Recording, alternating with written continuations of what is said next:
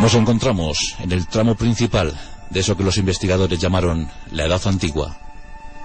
De lo más profundo, de lo más intrincado de los bosques nórdicos, surgieron los bárbaros, para azote y devastación del gran imperio hegemónico, el Imperio Romano. Entre esos bárbaros había tribus sobresalientes, pero una destacaba sobremanera. Dicen los cronistas que era la tribu más civilizada de los bárbaros. Su nombre, los godos.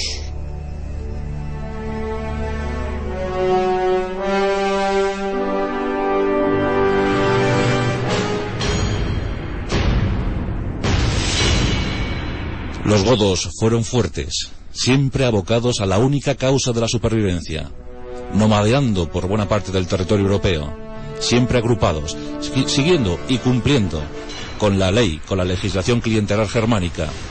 Pléyades enormes, linajes tremendos, caudillos invictos, grandes jefes, seguidos por todas sus familias, por todos sus clanes, por todos sus hombres, se movían por el territorio europeo y el objetivo siempre era Roma. Había que atacar Roma, había que devastarla, había que obligar a que el gigante romano hincara la rodilla. Los godos iban a la vanguardia de aquellas tropas, los godos iban en cabeza de aquella devastación. Es la historia de la humanidad, es la historia de sus gentes, es la historia de un pueblo increíble, un pueblo que tuvo que rapiñar, que tuvo que nomadear, que tuvo que guerrear, que vio morir a miles de sus hijos, pero que al final consiguió aferrarse a un reino, y a ese reino le llamó patria. Es la historia de los godos, y amigos, también es nuestra propia historia.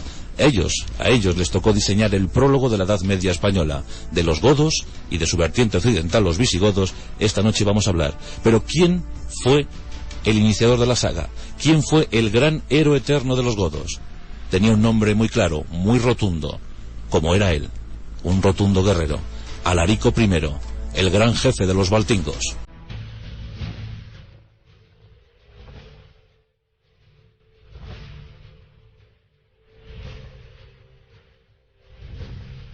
Posiblemente los godos saltaron de una isla sueca llamada Gotland. Gotland tiene poco más de 3.000 kilómetros cuadrados. Pero en el año 50 a.C., pues casi justo cuando Julio César acababa de derrotar a los galos, a los celtas, en las Galias, los godos saltaron a tierra. Su propósito inicial, dominar el Vístula, las riberas del Vístula. Y allí estaban. Faltando 50 años para que terminara ese siglo I a.C., los godos saltan a tierra del continente. Y allí los encontramos en tres grupos diferenciados: los greutungos, o los de los bosques, llamado tribu de los bosques; los tervingos, llamados también la tribu de las rocas; o los visus, llamados también la tribu de las llanuras. Lucharon contra los gépidos, lucharon contra los vándalos, lucharon contra todos, se aliaron con todos. Avanzaron inexorablemente por el continente europeo. Finalmente los Gauti les absorbieron, les asimilaron, y de ahí tomaron el nombre. Desde entonces serían los godos. Durante siglos fueron caminando por el continente, fueron vadeando ríos, enormes ríos como el de Dniester, o como el Volga, o como el Vístula. Finalmente llegaron al Danubio, y el Danubio les gustó. Por el Danubio deambularon durante meses, durante años, durante siglos. En el siglo III ya habían confeccionado, ya habían creado dos grandes grupos. Por un lado los ostrogodos, que buscaron sitio, buscaron acomodo en Ucrania, en las lejanas tierras ucranianas. Allí se llamaron ostrogodos, los godos orientales, mientras que los nuestros fueron considerados como los occidentales, los visigodos. A estos les gustó más la zona de los Balcanes, la zona de Transilvania, y por allí merodearon. Por allí consiguieron establecerse. Fueron los metsogodos, los godos que vivían por las zonas todavía inexpugnables para los romanos. Estos al final tuvieron que desistir, tuvieron que abandonar, tuvieron que dejarles vivir, incluso tuvieron que firmar pactos, feudos. Por fin los godos empezaban a tener un terreno al que llamar país, un terreno al que llamar patria. Desde el año 332 comenzaba una extraña relación con el Imperio Romano. Pronto daría tremendas consecuencias.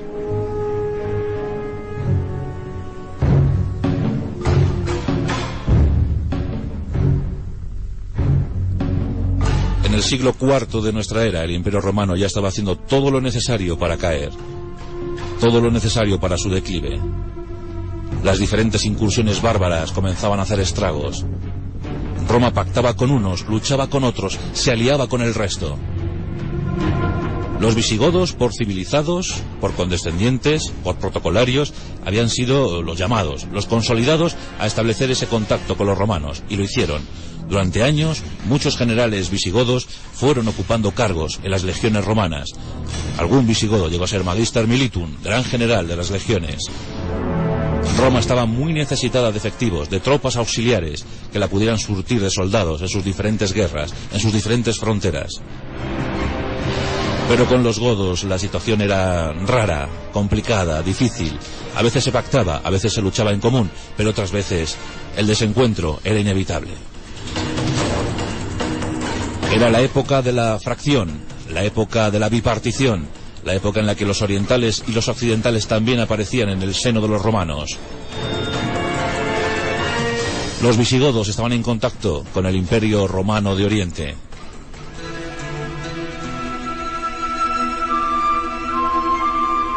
Y en uno de los múltiples desencuentros se produjo la enorme batalla de Adrianápolis, año 378 después de Cristo.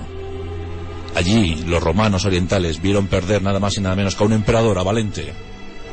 La caballería visigoda pasó por encima de las legiones, de las paupérrimas legiones romanas orientales. Los visigodos camparon a sus anchas. Durante 5 años la devastación fue total en la península balcánica. Las hordas visigodas hicieron acopio de fuerza e inundaron con sus lanzas, sus arcos, sus espadas todo el territorio griego. A todo esto ya había nacido en la desembocadura del río Danubio, en el delta del Danubio, había nacido un joven, había nacido un pequeño llamado a ser uno de los grandes líderes de los visigodos. En el año 370, efectivamente, en una zona llamada Perice, Perice es una isla del delta del Danubio, había nacido Alarico. Alarico pertenecía al clan de los Balta. Balta, un ancestral jefe de los visigodos. Balta significa audacia. Pues en ese clan de los audaces había nacido Alarico. Y desde luego que los dioses habían elegido al pequeño Alarico para ser el gran caudillo, el gran líder de la nación visigoda. Todo esto en un contexto terrible también para los propios bárbaros, porque desde las estepas más orientales llegaba el ímpetu de los jinetes hunos, esos jinetes temibles, esos jinetes que asolaban a su paso. También los bárbaros europeos sufrieron el azote de los hunos. En ese año 376 ya habían comenzado las primeras incursiones. Alarico vio cómo su pueblo combatía a los romanos y también intentaba frenar a los hunos. Raro era el año en el que no había una guerra. Un hecho terrible, un hecho cruel, una hambruna. Los visigodos se fueron haciendo fuertes, como aquellos espartanos de los que ya hablamos aquí en nuestro programa. Había que sobrevivir a toda costa. Había que perdurar. Los linajes godos debían mantenerse. Pronto alguien debería asumir el mando. En Roma, el gran emperador Teodosio, un cristiano ferviente. Dio la casualidad que en aquel siglo IV los visigodos también fueron cristianizados. El obispo Úlfilas acometió la misión de traducir la Biblia al lenguaje godo, utilizando términos latinos, términos nórdicos y griegos. Al final confeccionó una Biblia para los godos, y estos se aferraron a la fe. Eso sí, bajo una tendencia herética, el arrianismo. Los godos fueron arrianos, pero cristianos en definitiva. Y Teodosio no les hizo ascos. Comenzó a pactar con ellos. La situación era muy delicada para los romanos, demasiado delicada, había que pactar. Los visigodos eran fuertes, era un gran pueblo, un buen número de efectivos y además acostumbrados a luchar a la manera germánica.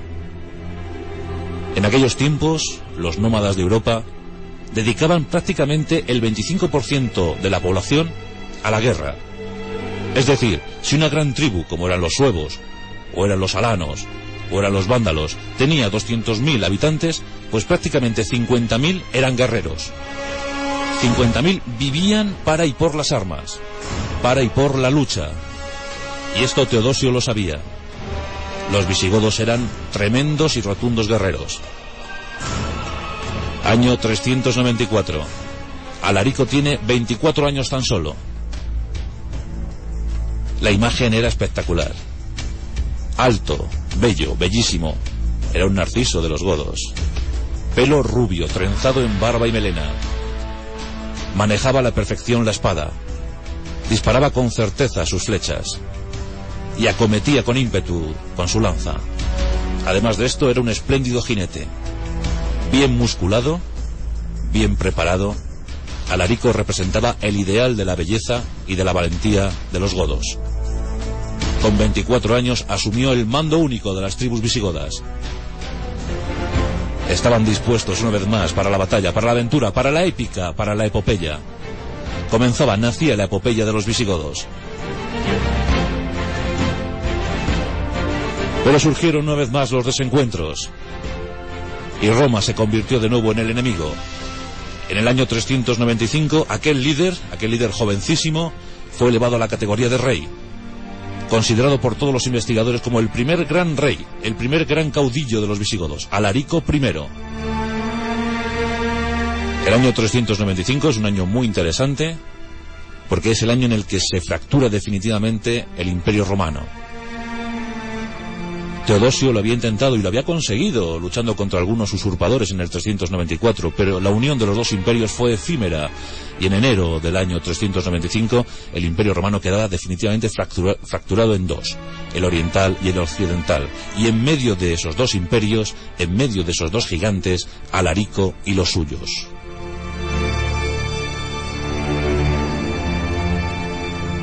Aquí le tenemos con 25 años, cabalgando y encabezando las tropas visigodas. Consiguió acuerdos con unos y con otros, consiguió dinero de Roma para evitar sus ataques, sus rapeñas, sus incursiones. Alarico agrupó a los suyos, les entrenó, les dotó de armamento, el mejor armamento de la época, y todo eso a costa del erario público romano. No le querían como enemigo y le pagaron, pero él lo que utilizó ese dinero es para preparar a su pueblo, porque sabía que los avatares iban a ser muy muy intensos. Tras la muerte de Teodosio, el imperio había quedado dividido en dos, y Teodosio había dado en herencia estas dos partes de imperio a sus hijos, Arcadio en Oriente y Honorio en Occidente.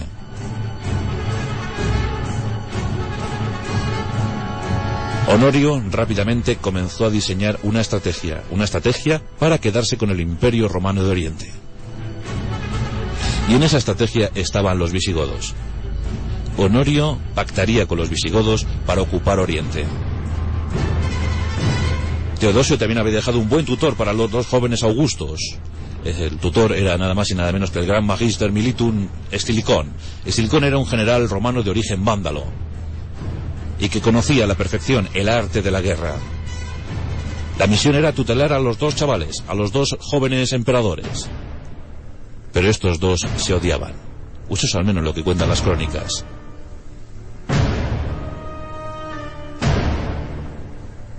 Tras múltiples desencuentros, llega de nuevo la oportunidad para Alarico. En el año 400 se siente muy afectado, muy perjudicado por algunos honorarios que no habían llegado desde Roma. Por tanto, Alarico toma una decisión fundamental: invadir la península italiana, tomar y saquear Roma. Es el momento definitivo, es uno de los momentos cumbres para la humanidad. Los romanos ni en sueños podían imaginar que hordas bárbaras pudieran llegar hasta las puertas de la mismísima Roma. Pero en ese otoño del año 400, Alarico había decidido lo contrario. La hueste visigoda irrumpe a sangre y fuego en la península italiana. Un saqueo tras otro, una batalla tras otra, las ciudades van cayendo, los romanos están estupefactos. ¿Qué está ocurriendo? Pero ¿cómo? Nadie puede parar a los bárbaros. Durante año y medio, Alarico y los suyos merodean Roma. La van amenazando, van cerrando el cerco en torno a Roma. La ciudad eterna se resiste a creer lo que está ocurriendo. Estilicón estaba en los territorios orientales. Cuando se entera de la incursión bárbara, rápidamente llega a la península italiana, organiza un potentísimo ejército desde el sur y con él acomete a los bárbaros. Una tremenda batalla se prepara, cerca del río Po. Los visigodos confiaban mucho en su ímpetu, en su caballería y en sus grandes guerreros. Pero los legionarios romanos todavía tenían mucha guerra que ofrecer. Llegado el momento, los legionarios arremetieron contra los visigodos. El choque fue brutal. La caballería visigoda se estrelló contra los escudos y las lanzas legionarias. Golpes, flechas, hachas, espadas, centenares de muertos sobre el campo de batalla, flechas de fuego, ira y fuego. Los legionarios batieron por completo a los visigodos. Fue una gran victoria para Roma. Alarico aún tuvo fuerzas, aún tuvo vigor para recuperar todo lo que le quedaba de su ejército, vadear el Po, intentar una retirada honrosa. Pero Estilicón y sus romanos estaban dispuestos a echar de allí a los bárbaros. Les siguieron persiguiendo, más batallas, más escaramuzas y finalmente una tremenda batalla cerca de Verona. Los romanos habían vencido, pero Alarico seguía allí, seguía en Italia. ¿Qué pasaría? ¿Qué ocurriría? Estilicón, buen militar pero también buen estratega y buen diplomático, dio una estupenda fortuna a Alarico. Alarico con esto se convenció y como tampoco tenía muchas fuerzas para seguir aguantando los empujes romanos, cogió el dinero y se largó. Fue la primera intentona de los bárbaros, no sería la última. En el año 403 los bárbaros habían huido definitivamente de la península italiana. Los romanos recibieron alborozados la noticia. En el 404 levantaron un arco triunfal conmemorando el hecho. Estilicón era un héroe. Pero lamentablemente el emperador Honorio no lo era tanto. Honorio se encontraba refugiado en Rávena, la capital administrativa del imperio. Después de la victoria sobre los bárbaros, empieza a soñar con tomar el imperio romano de Oriente. Quiere arrebatarle ese imperio a su hermano Arcadio. Y claro, en la antigüedad los pactos, encuentros y desencuentros eran norma habitual. Por tanto, ordena a Estilicón que negocie con Alarico, que le vuelva a llamar, que le vuelva a sugerir la posibilidad de alianza. Habían combatido unos años antes, sí, pero eso no era motivo para seguir enfrentados, para seguir enfadados. En el 408 se iba a dar el golpe definitivo a Oriente. El Imperio Romano Occidental empieza a desviar tropas desde Hispania y las Galias. Empieza a reunir efectivos, empieza a organizar un potentísimo ejército. En ese ejército eran las legiones romanas y las tropas auxiliares encabezadas por los visigodos de Alarico. Cuando están a punto de organizarse, llega la noticia. Desde Oriente, Arcadio ha muerto. El emperador Arcadio ha muerto. Honorio, por si acaso, ordena inmediatamente paralizar la campaña. Al gran rey, al gran caudillo Alarico, le habían prometido 1814 kilos de oro. Estilicón sugiere a Honorio que se los paguen, que le den ese dinero y que se largue, que se vayan. Pero Honorio desatiende, siempre menospreciando, siempre subestimando, siempre riéndose del supuesto poder de los bárbaros. Y por si fuera poco, Honorio desconfía de Estilicón. Piensa que tanto Alarico como Estilicón han confraternizado, que son amigos, que incluso pueden encabezar una revuelta para quitarle a él el trono y hacerse con el mando del Imperio Romano de Occidente. Honorio comete dos torpezas. La primera, ordenar desde la facción más reaccionaria del Senado el asesinato de Estilicón. Y la segunda, no pagar a Alarico. Aquellos 1814 kilos de oro se iban a convertir en los más costosos para el Imperio Romano.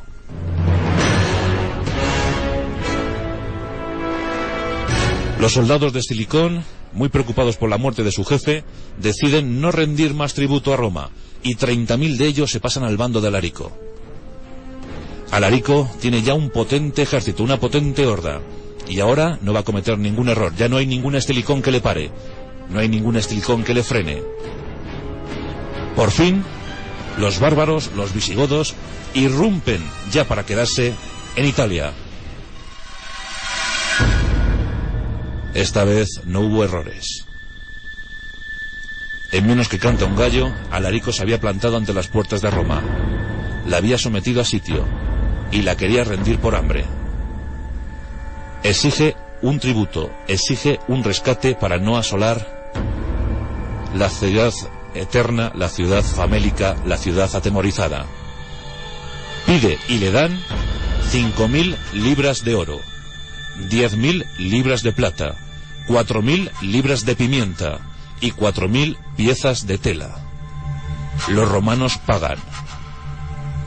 Alarico piensa en irse, ha conseguido un buen rescate y se acerca a Rávena para ver a Honorio.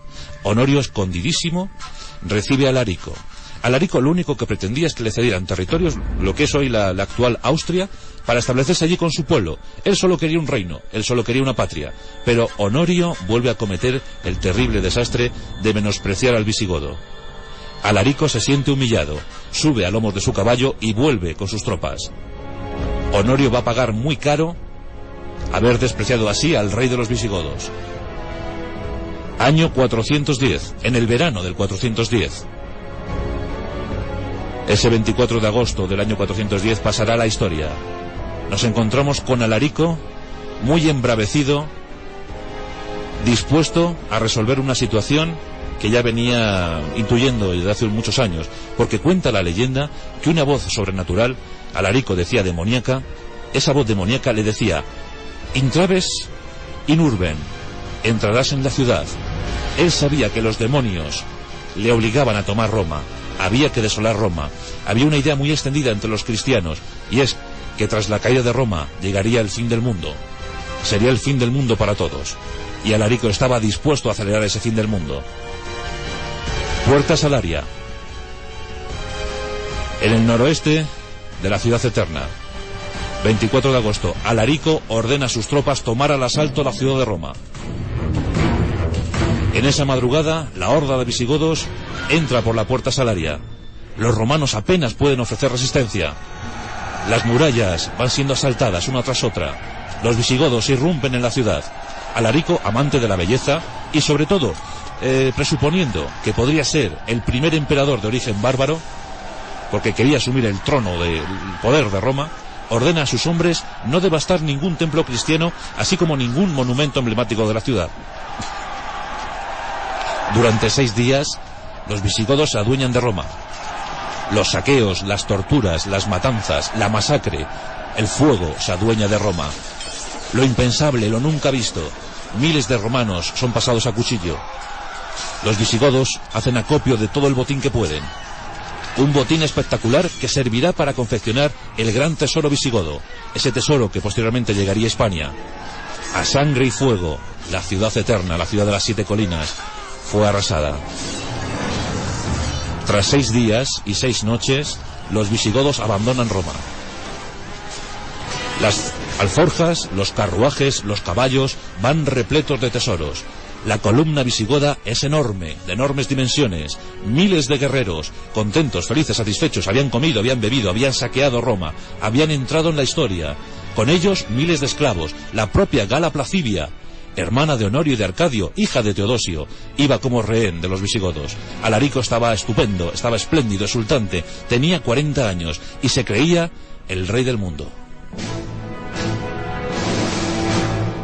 Alarico quería mantener su dominio, quería ser el nuevo emperador romano, pero sabía perfectamente que para eso debía abastecer a sus tropas. Los graneros del imperio se encontraban en el norte de África. Alarico decide fletar una potente flota. Quiere poner muchas naves a disposición de los visigodos para que vayan al norte de África y que la tomen también al asalto. El imperio romano debería ser ya el imperio visigodo. La columna visigoda se dirige hacia la punta de bota de la península italiana.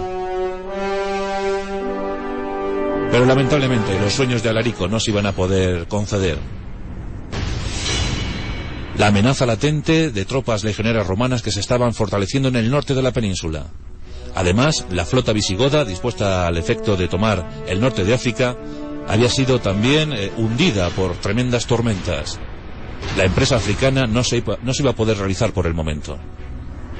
Mientras tanto, Alarico va consolidando su poder, su hegemonía sobre el sur de Italia. Va tomando una ciudad tras otra, las devasta, las arrasa, las rapiña. Los visigodos parecen imparables, parecen invencibles. ¿Quién podrá detener al gran rey Alarico? Pues ni los legionarios, ni los dioses, ni nada por el estilo. Nos encontramos en la ciudad de Cosenza. Y en Cosenza se encuentra Alarico dispuesto a tomar la ciudad, como siempre, cuando la enfermedad se adueñó de él. La enfermedad, en forma de malaria, cobró pieza en la figura de Alarico. El gran rey, el héroe eterno de los visigodos, murió entre convulsiones y fiebres. Los visigodos le lloraron. Era el primero al que habían seguido como gran líder de todos. Hasta entonces, los clanes familiares, los clanes de linajes, las grandes clientelas germánicas, habían hecho de los bárbaros tribus desunidas que luchaban cada una a su libre albedrío. Pero con Alarico se habían unido. Con Alarico habían encontrado identidad, habían encontrado sentido a su vida nómada. ¿Cómo le despedirían sus hombres? En Cosenza había un río, el río Busento. Y los visigodos decidieron dar el último homenaje a su rey. Sabían perfectamente que el cadáver de Alarico sería pieza codiciada para los romanos. No podían ofrecer esa pieza. Tenían que esconder el secreto de Alarico. Y entonces fue cuando imaginaron algo sorprendente. Llevaban consigo pues miles de esclavos y vieron el río Busento. Y rápidamente los mejores generales de Alarico idearon un plan: desviar el curso del Busento. Pusieron a trabajar a miles de esclavos hasta que consiguieron un gran muro de contención. Con eso frenaron el avance de las aguas. En el lecho cavaron una enorme y profunda fosa, y allí, entre rezos mortuorios, entre cánticos, entre homenajes, depositaron el cuerpo de su gran rey Alarico, su héroe, su gran capitán. Junto a Alarico, el enorme tesoro, muchos tesoros. Cuando finalizaron el entierro, ordenaron derribar los muros de contención y las aguas del Busento volvieron a ocupar su cauce natural. Desde entonces la tumba de Alarico está perdida. Nadie sabe dónde está, nadie la encontró, nadie se atrevió a buscarla. Hoy queda un resto de aquel episodio, de aquella jornada. Hay un río, el Busento, efectivamente, pero hay un puente que se llama Puente de Alarico en la ciudad, donde se supone que está la tumba de Alarico. Nadie ha intentado buscarla. Después de este homenaje póstumo, los generales visigodos ordenaron matar a los esclavos que habían participado en la obra. Se reunieron y decidieron, siguiendo con las costumbres germánicas, buscar un nuevo rey, porque los reyes serían desde entonces, se proclamarían de forma electiva. Los mejores soldados, los mejores guerreros, se reunieron en torno a los generales, en torno a los líderes. Y todos se fijaron en el gran príncipe Ataulfo. Ataulfo, cuñado, casi hermano de Alarico, había sido elegido por sus hombres, por su valor, por su audacia, por su entrega, por seguir con la dinastía de los Valtingos, con la dinastía de los audaces. Rápidamente, miles de guerreros visigodos cogieron sus espadas y las hicieron chocar contra los escudos, mientras que proclamaban al aire un grito, una palabra: Ataulfo. Ataulfo era el elegido, era el designado, era el nuevo rey de los visigodos. Ataulfo tenía una misión, la primera, fundamental. Sabía que su pueblo no estaba preparado para asumir las instituciones romanas, por tanto había que descartar el sueño de Alarico. Había que huir de Italia, había que buscar el reino en otro sitio. Pactó con los romanos y logró salir de Italia. El propósito era luchar en las Galias. Muchos generales de provincias, muchos generales romanos ansiaban el poder. Los visigodos de nuevo se convertían en aliados de los romanos a cambio de comida, de armas, de intendencia, y con ellos fue Ataulfo, y con ellos llegaron a las Galias. Allí montarían, allí crearían el reino de Tolosa. En el año 414, Ataulfo ponía pie en tierras de Hispania. Un gran rey, enamorado de Gala Placidia, una enorme historia que ya contaremos en otra ocasión. Después de Ataulfo, grandes reyes, algunos pérfidos como Sigerico, que acabó con la vida de Ataulfo, ordenando su muerte, pero otros muy valerosos como Balia, que luchó como federado de Roma, luchó en la península durante 2 años a sangre y fuego, con los suevos, con los vándalos, con los alanos. Consiguió vencerles, consiguió el reino tan ansiado para los visigodos. En el 418, por fin, los visigodos, las tribus visigodas, esos nómadas que desde hace 5 siglos buscaban un territorio al que llamar patria, lo encontraron. En el 418, con el gran rey Teodorico I, nacía el reino de Tolosa, y un tiempo muy feliz para ellos.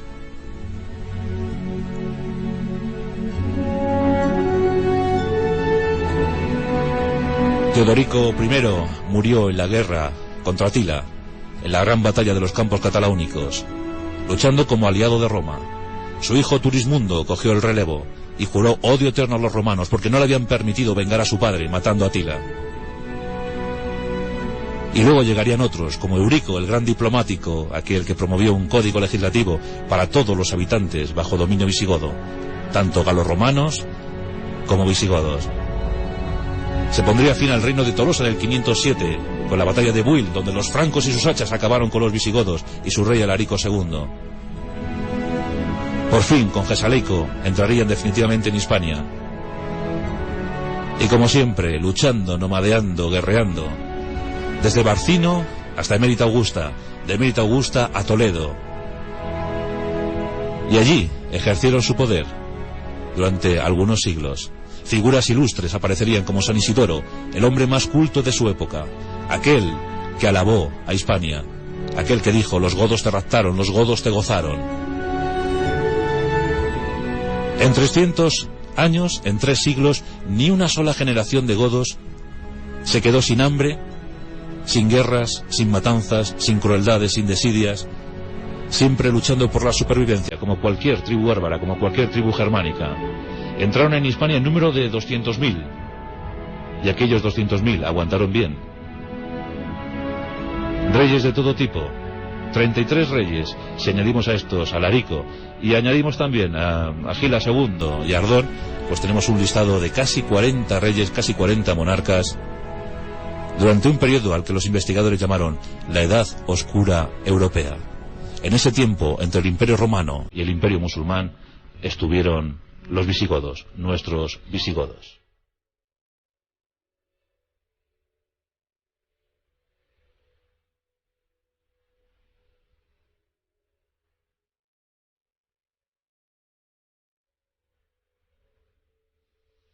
Y ya despedimos nuestro pasaje de la historia con esa imagen de Alarico, el iniciador de la saga de los Valtingos, la dinastía valtinga, que tanto tiene que ver con nosotros, con nuestra forma de entender la vida, con nuestra forma de luchar, con nuestro mestizaje. Esa imagen, ese hombre alto, rubio, de pelo trenzado en barba y melena, blandiendo una enorme espada con un escudo, su arco, y demostrando al mundo que cualquier imperio puede caer siempre que menosprecie a los que no considera. La historia, la aventura de los godos. La Rosa de los Vientos, con Juan Antonio Cebrián.